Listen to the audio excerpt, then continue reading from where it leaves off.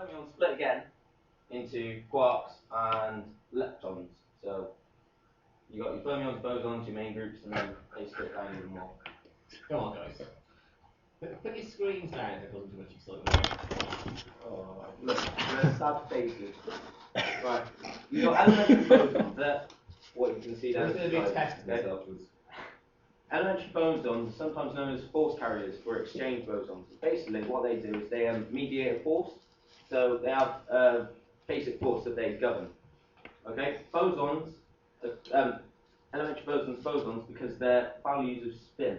That's the ones on all of the pictures down there. That represents their spin values. Okay.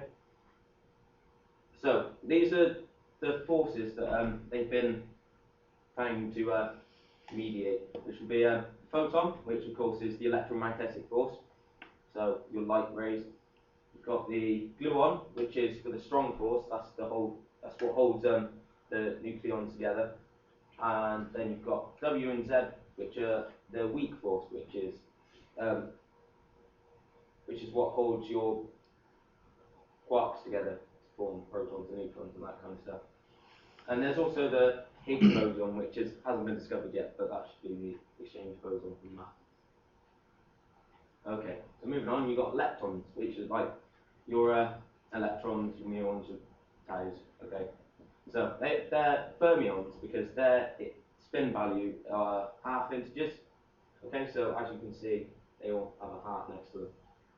Okay, they're elementary particles, so they can't be broken down at all. And basically, the family consists of an electron-like particle and its respective neutrino. So you've got your electron, your muon, your tau, and all the neutrinos. Okay, all of them have corresponding antiparticles. So the electron has, say, the photon, things like that. Which with the neutrinos, though, it's expected that their antiparticle is themselves. So they don't have an antiparticle in essence. So they come on three flavors, which is the electron, muon, and tau, and their neutrino pair. The electron-like leptons have a negative charge. Okay, so that's the top number on the little thing, and the neutrinos are neutral. That's probably where they get their name from. Leptons, they generally don't tend to interact with any other type of elementary particle. They interact as like a charge, so they'll like repulse each other or be attracted towards it. They don't physically interact. And the neutrinos are formed basically when, say, a proton or a neutron kind of splits and spontaneously turns into the other one, so it will turn into the other particle and emit a antineutrino. The most common one is when the neutron changes into a proton and you get a beta particle and an antineutrino, which is the electron. So, quarks. Quarks, these are the larger ones, and these go together to form up your protons and neutrons, things like that. So, they're also fermions because they're half integer spin. That's down the side, they've all got the half. They're elementary fermions, so they can't be broken down into smaller parts. So these are basically the smallest you go. They interact via the strong force, which puts them together to make the hadrons, which is your protons and neutrons and whatnot. And they come in the 6 separate flavors, as you can see down the side. It just basically just shows their charge, which is 2 1/3, minus 1/3, 2/3, and when you get the picture. Okay. And they also have corresponding antiparticles, so you've got your anti-up, your anti-down, your anti-charge, whatever. So, each particle has a baryon number, and basically it's calculated using the formula B is n number of quarks minus the number of antiquarks over 3. So, so as I'm going to go into the hadrons, so you've got like your proton and neutrons made up of quarks, and its baryon number is defined by the number of quarks it goes to make it up, divided by 3. So it'll all become clearer later. So hadrons, which are composite particles made up of the elementary particles that we've just been through, and they're made up of 2 or more fermions. Okay, so they can either be paired up or in 4s or in 3s. So you have 2 groups. It's your baryons and your mesons, okay? And basically, if you plug the quarks into that formula, number of quarks goes to make them up, you end up with the number, and that will put them into a baryon or meson group. So all baryons are fermions, okay, because of their spin, and all mesons are bosons. It'll make sense in a minute. Okay, so mesons have the same number of quarks as antiquarks, okay? So because of this, this gives this a 0 on top of the baryon formula, which therefore makes the top 0 and makes it a 0, okay?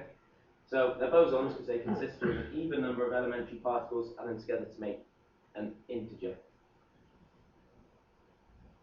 There are approximately 140 types that have been either discovered or hypothetical. So they may have been discovered, but they've been proven. And some of these are the pion, which is an up and an anti-down, a kaon, which is a down and an anti-strange, and a demuson, which is a charm and an anti-down. So they've all got one, basically, an anti and a normal. And all mesons have corresponding anti-mesons, which is basically when they're switched around, so you've got like an anti-up and a down. So baryons are the products of interacting quarks subject to the strong force. So basically, that's just a posh way of saying strong force holds them together. Okay, they're made up of more quarks than anti-quarks. So when you put them together, you end up with a baryon number 1. So say you had, I'll find an example. But basically, say you had an up and a down, then you're going to end up with 3 on the top, which will give you 3 on the bottom. Baryons are together by the strong force, which is already said, which is carried by the blue ones. Now most baryons are triquarks, such as 2 ups and a down, which is your proton, 1 up, 2 downs, which is a neutron. And they consist of an odd number of elementary particles, so they have a half integer spin. So that's what makes them what they are. So all baryons have corresponding antibaryons, where the quarks change for antiquarks. So you can have 2 anti-ups, anti-downs, which is an antiproton. So basically, this is my last slide. The nucleus. The nucleus is the central core of an atom, so it's the big bit in the middle.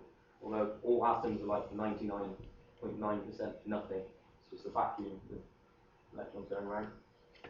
It's composed of nucleons, which are basically just protons and neutrons, irrelevant of all other types of hadron.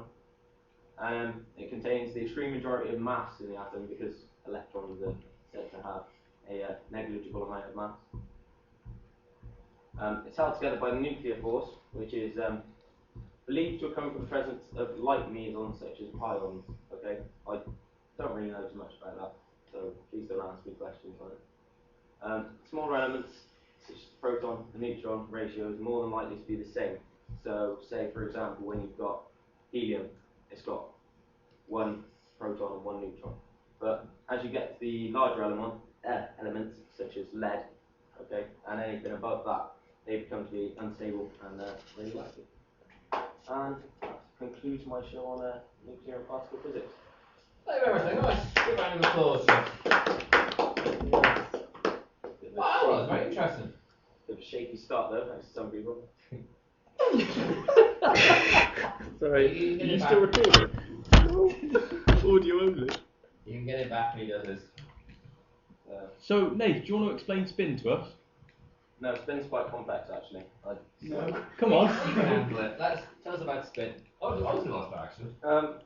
I did research it back in the time, but I can't exactly remember it right now. Is it quantum mechanics spin? Yeah, not spin. So that's where they say that a particle can spin round once, but isn't at the same state that it was at the start. I honestly can't remember. I did research it when I did the experiment in the thing, but I just didn't go into it in that much depth because I'll just stick to the basic stuff. The basic stuff. I could like research nuance. it if you want. What's your favourite? What's your favourite flavour? Yeah. Strange sounds quite good. It reminds me of you, George. Ooh, turn it back on you there. So yeah. Very good. Very good. Sorry. Well, that was very interesting. I've learned something. What did you learn? Names all the different things. Pions, baryons,